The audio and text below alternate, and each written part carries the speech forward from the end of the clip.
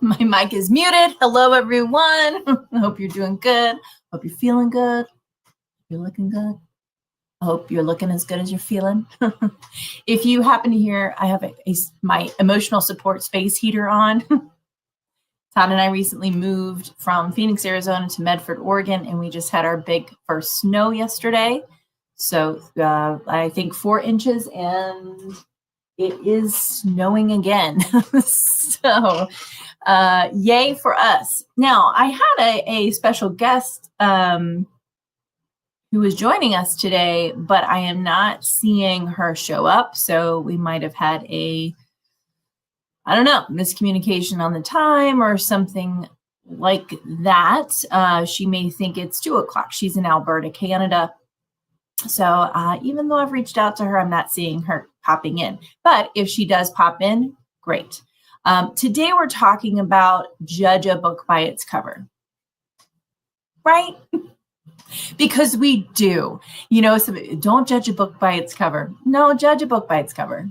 That's what everyone does. So you need to judge your own book by its cover, right? Is that a book that you would buy in the stores? So I thought it would be fun to just take a look at what one person on Instagram, I think, and maybe a couple other places, think what they think is a bad cover. And so good. We do have our lovely, amazing guest joining us today. So I'm going to go ahead and tell you a little bit about her, and then we can go and look at some bad book covers together, which I think will be even funner to not do it on my own. So she can give us some insight as to what went wrong. So her name is Katie Dooley, and I'm going to pull up her bio here. She is with Paper Lime Creative. Again, she is in Alberta, Canada.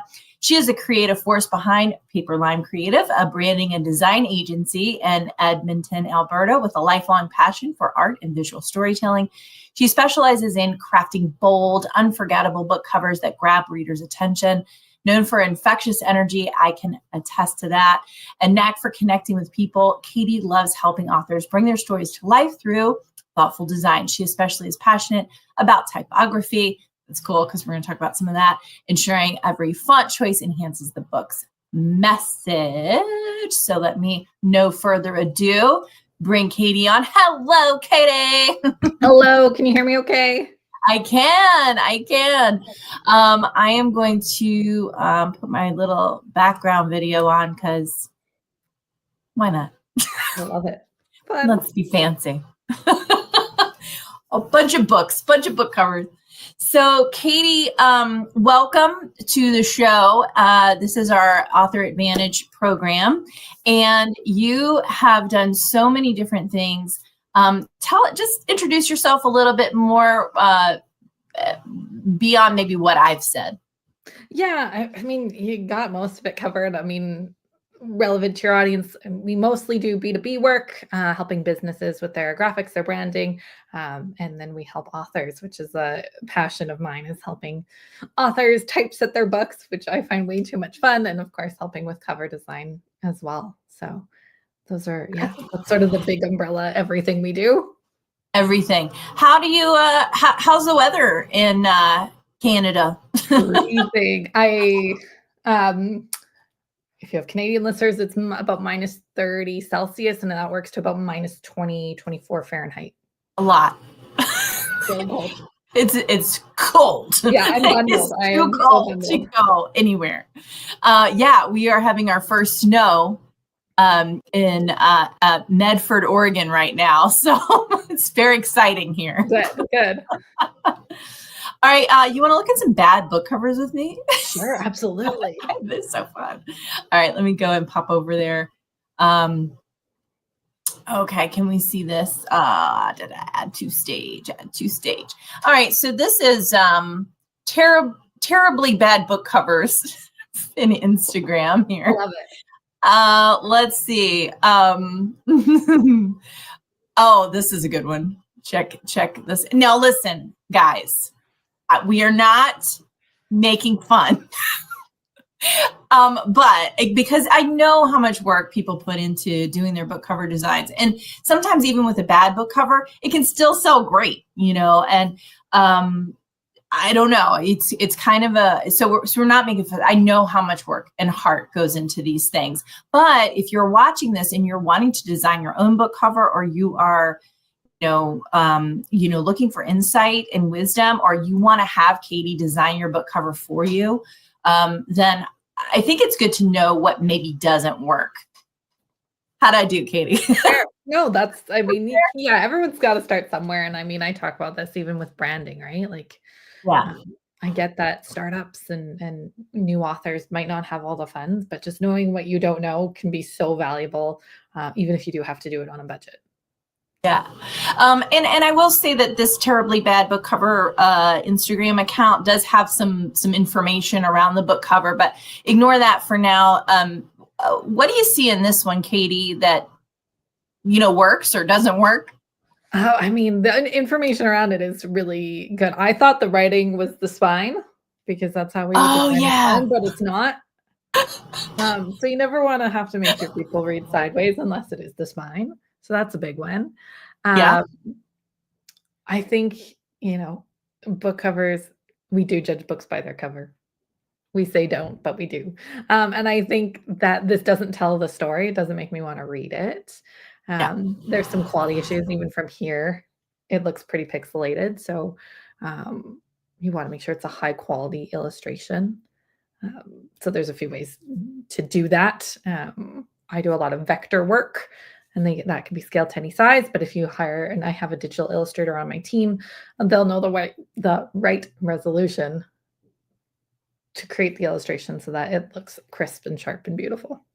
Yeah, I think that's really the key. I don't mind the cartoon, I don't mind the illustration here too much, but it's the quality, exactly what you're saying. Cause it's like, it can be a fine enough of image, but it just makes it look homemade. Right. And that's what we want to avoid. All right, let's pop that one off here.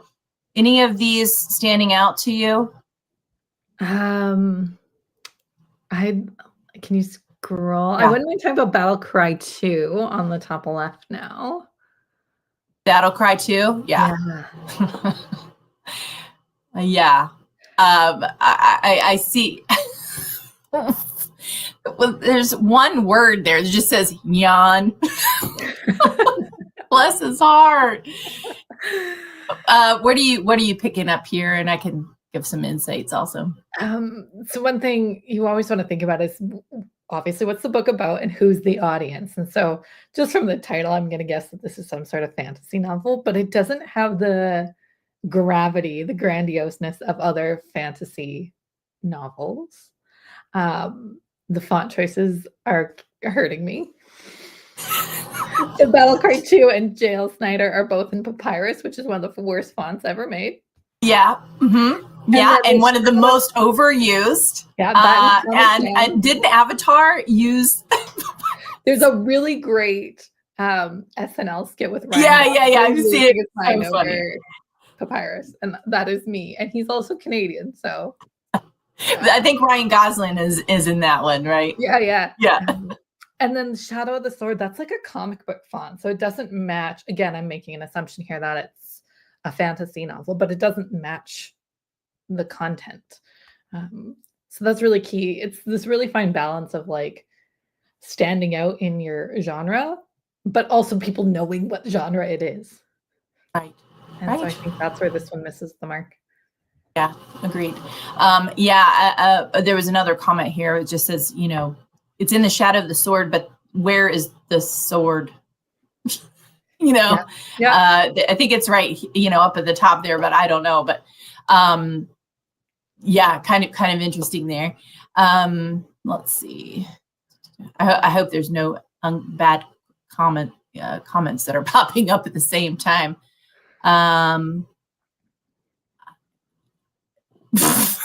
Sorry. Which one are you laughing at? I am sorry. Well, let's get back to that. Let's talk about the fonts on this one. the chiefs investigate. Okay. I feel Sorry. like I know people put work into their books, and I'm so sorry, but I do giggle. Anything standing out here? Yeah. So again, this font, shoot, I forget what it's called off the top of my head, but it is like the stereotypical, like it's on your Microsoft Office. It should be on every Windows computer. It's like your stereotypical scary font. Yeah. And therefore, because I'm scared. I'm terrified. Because it's on every computer, it gets overused. Or oh, I am so guilty. I'm so guilty. I'm like, oh, ooh, that looks good. And I don't realize that there's like about a billion other ones that are probably significantly better, but yeah, communicate the same thing without being the obvious one. I think the grammar's wrong on the title. The chiefs, they are doing the investigating. I think we don't know. Anyway, the photos, like the skeleton is just killing me right now. The skeleton is great. Yeah, he's got a secret. He's telling somebody the secret that he. Hey, me at the bar too late. I want to do this every day. I'm down. So both the skeleton minus his ridiculous face and the person next to him, low quality photos. Same. Yeah. Photos. And then just like weird design decisions that I always see is the title, regardless of the font, it's not centered. And I get that there's a guy there, but it looks, I would right align it so that it fits in with the guy. Yes. Yeah. I like that. Center justified, and then it's not centered. It looks really bad. Mm-hmm. Mm-hmm. And same author's name is just, it doesn't, alignment is like the number one thing that will show someone if it's professional or not, because nothing on this cover aligns to anything else. Yeah, I know. It's amazing. To be centered or make Calder books narrower and align Ed to Calder. Like things just aren't lining up, and that's the number one thing I see when I'm like, oh yeah, an amateur did that. Yeah. Yeah, when we start piecemealing photos and stuff from different places and then popping them, unless you do like a collage book, right? I wrote a book of basically prompts, and I like collages and stuff like that. And I think you and I talked about doing like fun collage type thing, or just using paint and artwork as medium and but I did that, but the whole thing was supposed to look like and be a collage style. But when you're just kind of popping images in that don't make sense, it gets a little convoluted. There is a way to do this correctly, even if you are taking photos from different sources because you can't afford to stage, a photo shoot with a skeleton in front of a pond. There are ways to do Wait a minute. Photo manipulation properly. So I love it. Okay. This is just my favorite day ever. Okay. Oh, the scowl. There's that font again. Murder by the Book, same font. See? Yeah. Okay. Okay. Crystal Mary Lindsay. Okay. Okay. What in the heavens is behind her? Like, I can't even tell what the image is behind. Like, maybe it's supposed to be an angel or something. And I think she's a doctor, but I don't really understand why she's a doctor. She's got like a stethoscope. Is that a stethoscope? I don't know. I think it's a stethoscope. I think it is. This is so fun. Okay. All right, well, let's think about this, because I know authors like to have sometimes they're, if they're doing a memoir, if they're doing a biography, or if they're doing like a self-help book, or they're doing something that, so we have a lot of authors who are, self-help people, and they're personal development people, and they're practitioners and that kind of thing. So I wonder, like, is there a better way to do this style? Because it looks like this gal is maybe the author. Yeah, absolutely. This is a tip that I love when I Ooh. have author clients is whatever your genre is, go visit. If you're in Canada, go visit Indigo or go visit Barnes and Noble in the States and go to that section and see what visual cues we see in that section so that like I said before, your book looks like the genre it's supposed to be, and find ones that we really like and stand out to you. So memoirs, I mean, the one I think of off the top of my head is the Michelle Obama memoir, Coming. My husband owns the Arnold Schwarzenegger biography. Like, they're nicely done professional headshots. None of them are cut off. I mean, I think Michelle Obama's cut off at the waist, but now I'm looking her up on Amazon. Yeah, and Arnold's like shoulders up. They're all quite close, but the head's not cut off. And they're just really, really high quality and eyes centered, like they're staring at you, asking you to buy their book. Mm-hmm. I don't know. This gal looks like she's looking into my soul. I don't know. Too far. I don't know. They all have really like. I don't know if she's getting ready to give me bad news or good news. I am sorry to inform you, you've been diagnosed with angel demons, whatever's in the back. You are possessed, is what you are possessed. You need help. Yeah, plain backgrounds if you're doing a memoir. Okay, this also brings me to the what do they call it? It's not clip art. When I really start to laugh, I start to cough. There's nothing wrong, guys. But like what do they call it? It's not clip art. What is it called? Photography. Stock art. Yeah, stock photography. Yeah, in this case, it's stock photography. The comment that says aspect ratio is not optional, Karen, is killing me. Not optional, everyone. Not optional. Woo! Optimal, no. Dangling participle? Sorry. I'm like, what? This is great. I'm going to read all these books. I'm going to go and buy these because I deserve the punishment. You know what? This one is so close to actually being good that it's Tell me about frustrating. Yeah. Like, I think the bottom is done really well, that she's separated out the series and her name and best-selling author. I think she could make it smaller, less prominent. It doesn't need to be. And the spacing needs to be. That's probably, it's just over a quarter of the book. It probably could be less.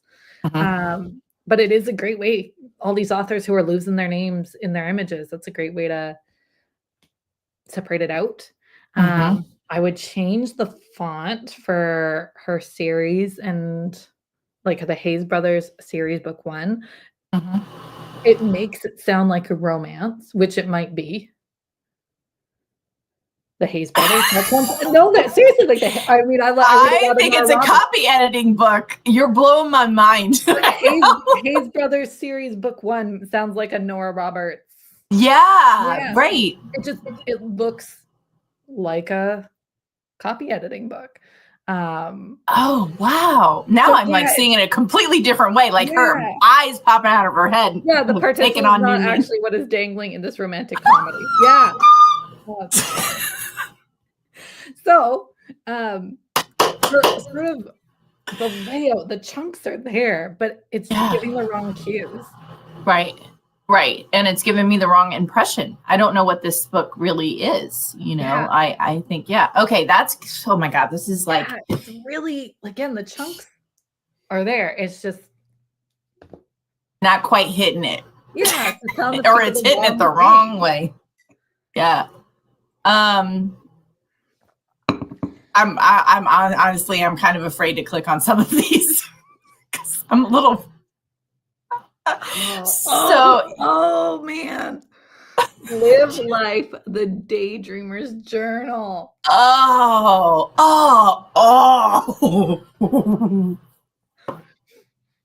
All right, so we're going to talk about stealing other people's art. That sounds like a great place to go. Okay, so when it comes to stealing other people's art, I'm going to bring this up big, and I think they can still hear you. Let's see. Yeah, go ahead. don't. Yeah, so this is clearly, yeah, I think he says this is all taken from someone off of DeviantArt. It's way too busy if we can ignore the fact that they're taking other people's art. Let's hypothetically say that they own it. One photo would be perfect for the cover. You don't need to collage. Right. Say there's probably a dozen photos there, if not more. It's too busy. Then you have to do weird stuff with the font just so people can see it. And again, it doesn't give you the visual cue that it's a journal. Yeah, I don't. Yeah. Oh my gosh. Oh my gosh. If they got caught for this, like if somebody found this or whatever, they'd be paying quite a bit for this. I mean, that tells me that it's not the artist, because the artist would never present their work in this way. If you can draw that well, you're not doing that with your art. So. No, they are living on borrowed time. Yeah, because somebody could easily take them to court for this, easily, especially any of the big anime companies. Forget it. Yeah. So good rule of thumb: don't get images off of Google, because even though they're readily available on Google Images, doesn't mean they don't have a trademark or a copyright associated with them, or some other usage. Right? You can't put a celebrity's face on your book just because you can grab their picture off of Google.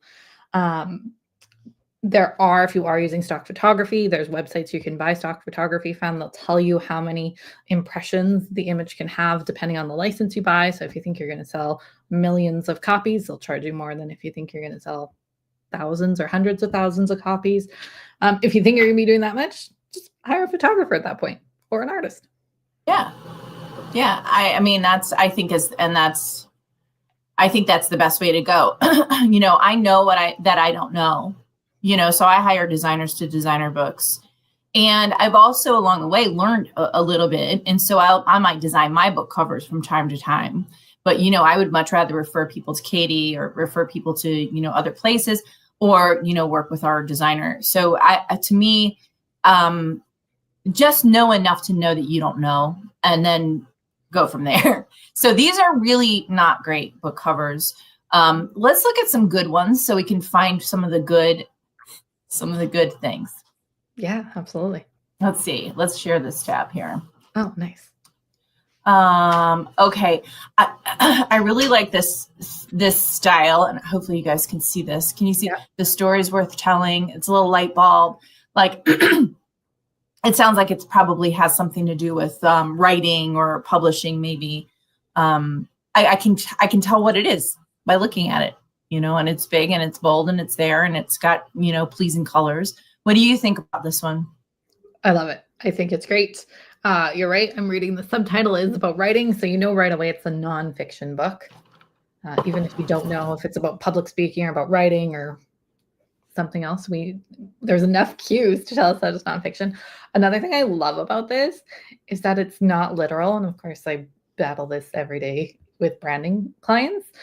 There's not a typewriter, there's not a pen, there's not a piece of paper. Like the light bulb, obviously we have the idea of the light bulb, but it's not, it's dangling down instead of the Eureka light bulb. And so it's just all these little subtle things that make it interesting to look at without being too much. Less is always more in design. Yeah, agreed. All right. Sorry, I just keep looking at the other ones and I'm like, oh my God, it's hilarious. Oh God. Okay, where am I? Okay, here I am. All right. So these are best selling. Let's see what we got here. Any of these standing out to you? You like to maybe look at, or do I need to look at more, show more images? Maybe? I mean, I kind of wouldn't mind talking about the Battle of the Faking right in the middle, because that, thinking of the blue one. Yeah, there we go. Faking Throne. The sword one. This is like not that different conceptually. It's monochromatic. It's all blue. It's got layers of landscape and a castle. This one has the dragon, that one had the sword. Conceptually, they're very similar, but this execution is a lot better. A lot more pleasing. And I also think, like, even if they had taken the sword and put the sword where the dragon is, and then have the in the darker, blue that's coming down. I also like the blue, dynamic versus like the gray black dynamic. And if they had, then it's actually in the shadow of the sword, like what is there, and I guess this would be like a mountain or a kingdom or something like that. And even the font change from that weird comic book font to this would transform that cover. Oh, I love that typography of the throne there. I really like that. And the K coming down on the end, it's beautiful. That's really beautiful. Yeah. But that's like, I won't say that's all the Shadow of the Sword needs, but like even that change would make a difference for it. Yeah. All right. And let's do like, let's do one more. Let's do the Michelle Obama one, just so they can see. I think almost everybody has seen this one, right? Who follow maybe that.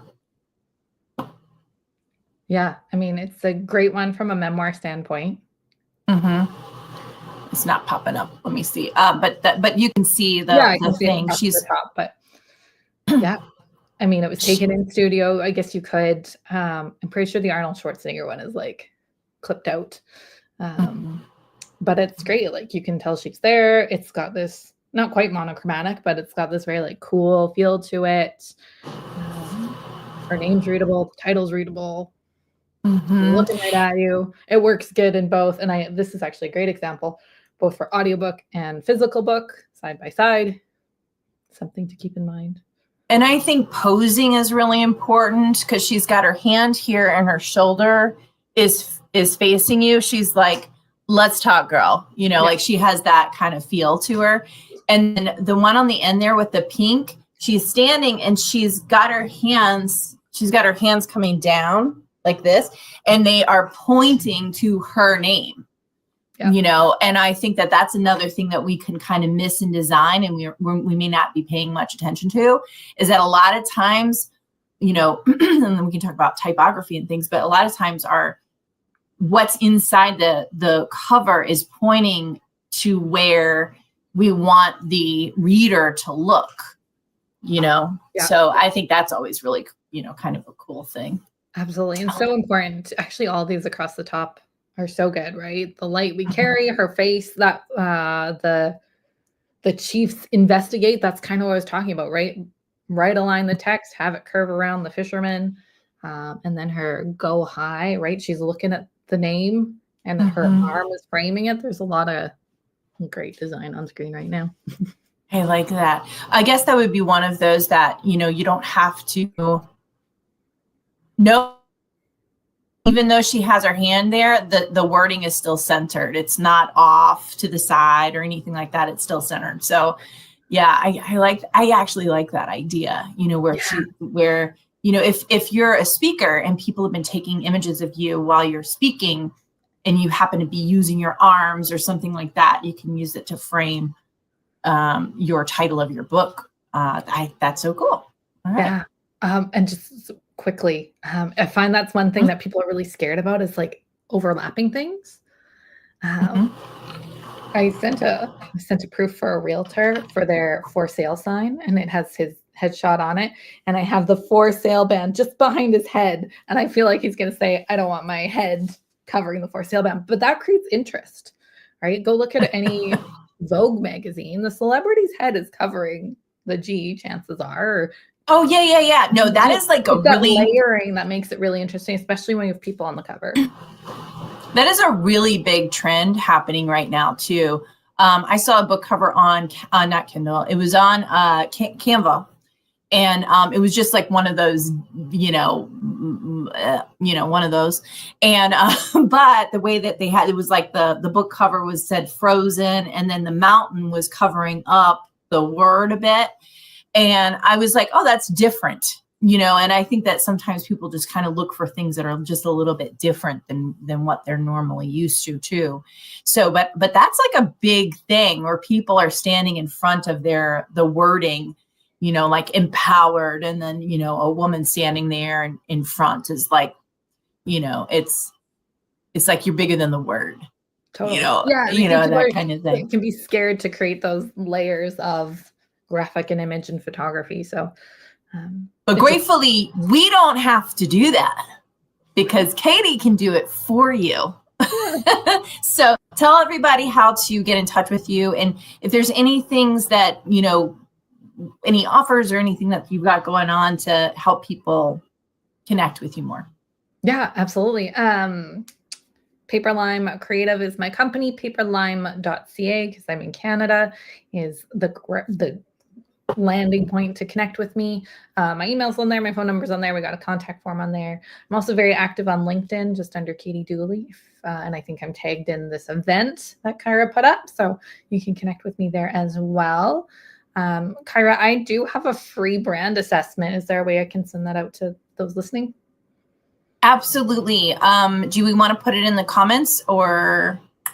Sure. I can, I can also send it to them in an email. We send out our newsletter as well, but if we can pop it in the comments, that would be great. Sure. Let me I think you have access to the comments, but you might also have access to the private too, but whatever you want to do. And while she's working on that, I'm going to go ahead and show you guys. We are launching a book today. It is called something. I know what I'm doing. I am a professional. All right. It is called Synchronicity. And we have 30 authors in this book. And I'm just showing you the launch party link here. So I'm going to go ahead and put that into the comments. And I'll also put that into some other Facebook comments as well. And it's really easy if you want to. Right now, the book is free for download. Excuse me. So you can go out to asyouwishpublishing.com/launch party and check it out. We are already doing such a phenomenal job. Our review teams are doing fantastic, getting their reviews in. But if you want to go out there, I'm also going to be doing a live Zoom party tonight at 4:30 p.m. PST, 7:30 p.m. EST to just share and have some fun and enjoy the success of the book that's been doing really, really super good, and also do some fun prizes and things like that. The Zoom link is out there on asyouwishpublishing.com/launch party, and I'd love to see you out there. And so let's see. So do you have your link? It wouldn't let me post, so I threw it in our private chat. Maybe you can throw it in the comments. Sure. Yes, got it. Thank you. All right. And pop that in here. There we go. Thank you. You're welcome. All right. And so just go to wherever you're watching us right now, go to the comments and click that link there. And know it's got a lot of information in that link, but just go ahead and click that, and you can connect with Katie. All right, yep. Katie, is there anything else? I know I had a bunch of questions for Katie. I know, it's so prepared, and then I know the covers. It was great. But I thought that we kind of covered a lot of the things. I wonder if I'm going to double check our questions and just make sure that I didn't miss anything. Is there any like big mistakes that authors make, and is there any way that they can avoid them in general? Biggest thing we're seeing now is sort of an over-reliance on AI. Obviously, as a designer, I don't love AI overall, but I do see it has its uses. But AI does have a very specific look, and of course, it can have weird errors. We've all seen those pictures with people with like 7 fingers. So just that would be my biggest caution if you're DIYing. There's also, it's still sort of forming, but trademark issues with AI. So that would sort of be my biggest caution. Yeah, I think that's a good thing to caution. Absolutely. And even though there are times, the way that I use it is I'll say, give me an idea. Like I have this thought about this thing, or this is the title of this book. And I'm just flat out done. Like I can't think anymore. I can't create anything anymore. And I'm like, just give me some ideas. And then from there, then, you go in either with your designer and talk to your designer about it and say, I really kind of like how this one flows, or how this feels, or, this seems to hit right, or these colors work for me, or this font looks kind of good. None of the AI fonts look good. Let's be honest. And so, but for me, it's an idea machine, but not an end result machine at all. Yeah. And there's so many things that, again, image quality, it doesn't know how big your final needs to be. So it's not going to produce the right image size and quality for your book cover. So right. Just, so many little details that once you get into the nitty gritty, is there anything that people should keep in mind when they're choosing their fonts, if they're the ones choosing them? I mean, the two terms in graphic design are readability and legibility. So legibility being how easy is it to read? We looked at lots that were not easy to read. And then readability is the desire to read it, which I love. The want to read something. I love the concept of readability. I want to read that because it's pretty. And readability will change depending on what your book is. So again, the fantasy novel, that beautiful one, had a very different font than the nonfiction, how to write your story book. So just keep that in mind when you're picking fonts. Who do I want to read it? What genre are we writing? And then how, appealing to read plus easy to read. Yes, because that's the thing. I think people think that they need to really crowd the book cover. In some cases, they need to crowd the book, and there needs to be, a certain image, or it needs to be a certain thing. And it's like, maybe not. It can be simple. It can be just, that hanging, not the dangling participle. The hanging light bulb, and it says something different, it to me. And also too, you don't want them going into something and thinking it's one thing when it's really something else. I think that's like a big faux pas for me, and I'm like, what is this thing about? What is it? What's going on? Well, that's where the dangling participle was a great example, because we thought it was the wrong thing. Can you imagine? I pick up the book and I'm like, okay, I'm going to learn copy editing. I'm going to learn about grammar. No. So let's see.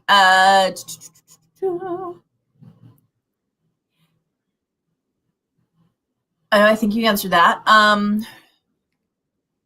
think we answered that. I think we answered all of the questions. Yay, us! I know that there've been people popping on and listening and watching, and so I'm grateful for you. And if you are watching the replay, #replay. This don't give me a hard time about this book cover though. Right. So this is Synchronicity. And this is the book that is out now. That's the book that's out now. And here are our beautiful, amazing authors on the back. And there is, something to be said. Sometimes people put, for collaboration books, I think it's really cool to have the authors on the back. It feels very special, I think, to them. But a lot of times people put their description on the back. So I also just recently finished writing this book. Publishing Made Easy, again, big bright font. I can tell when I'm looking at a little thumbnail somewhere, but this, I like to really have like bullet pointed things, because we really talk about the back cover. The image, obviously the barcode will be on there as well, and just some information so that when somebody picks up your book and we look at the back, they can go, oh, it's this. and they can go, okay, I'm going to self-select on that one, or that's not what it is. Even publishing made easy, some people may think that this is about getting into the publishing industry, right? But this is self-publishing made easy, but I didn't want to use that space. But on the back, it's clearer. So, and yeah, even step-by-step successful book publishing, I probably could have put self-publishing there to make it a little bit more clear. But, I don't know. It's such a unique experience as you've written your book, you've come through, you've done all of this work on it. You do not want it to, fall flat because the book cover just isn't quite there, right? Yeah. Well, and it's sad, but it's true, right? We do judge books by their cover. That's when you're, again, in an Indigo or a Barnes & Noble in your favorite section. That's how you pick the first book off the shelf to read the back. Yeah. That one looks neat. Yeah. Yeah. I like this because it has the synchronicity is when two things connect, and it's kind of like, so to me, it says the thing, how did I do? Did I do okay? Yeah, I like it. Oh yeah? Okay. And I paid her to say that. So is there anything else you'd like to leave our friends with, Katie? No, I mean, I think we covered it all. I would say that the biggest thing is, sort of same goes for the inside of the book. It should be readable. It should be legible. It should make sense for the type of book. Yeah. Yeah. Guys, reach out to Katie. And your website is again? Paperlime.ca. Paperlime.ca. So she can help you and not only that, and we've talked all about book covers, but I want to bring Katie back again sometime where we talk about branding, because a lot of authors, that is another place that they can kind of not realize they need some attention, which is how am I getting myself out there and how am I getting seen? So Katie, would you be willing to come back? Absolutely. Absolutely. Awesome. I love talking to you, Kyra. And if we're going to be looking at bad book covers. That's right. We could be looking at bad branding. I'll start. I actually have a list on my phone. This is so bad. Perfect. When I drive by like a business or like a vehicle that's deckled and it's bad, I'll just be like, "Hey Siri, add this business to my," and it's like called the ugly businesses list. Oh my gosh. I've seen this, just as a side. I've seen this thing where this guy goes and he fixes the flyers in New York City. Oh yeah. I think that's so cool. If anybody's watching, you might know it. And if you do, put in the comments. But if you don't, go and just look it up. It's so I've cool. thought about doing that too. I drove by one the other day and I was like, oh, I just want to fix it. I know, right? I know. I mean, I do that with book covers every once in a while. I'm like, can I do something with that? And again, finally, guys, head out to our launch party today. We're going to have a party in just a couple of hours. And I'd love for you to be with us. If you are on any of the review teams, get your reviews out there. The book is free for download today. Make sure you do buy now with one click and not read for free. You are not required to get Kindle Unlimited. And if you do have Kindle Unlimited already, you just click buy now with one click and it's going to be in your file. So you don't have to use your credits for this month for this book. So easy peasy, asyoowishpublishing.com/launch party. All right, guys, thank you so much. I hope you have a great day. Thank you again, Katie, and I'll see you all later. Okay. Bye.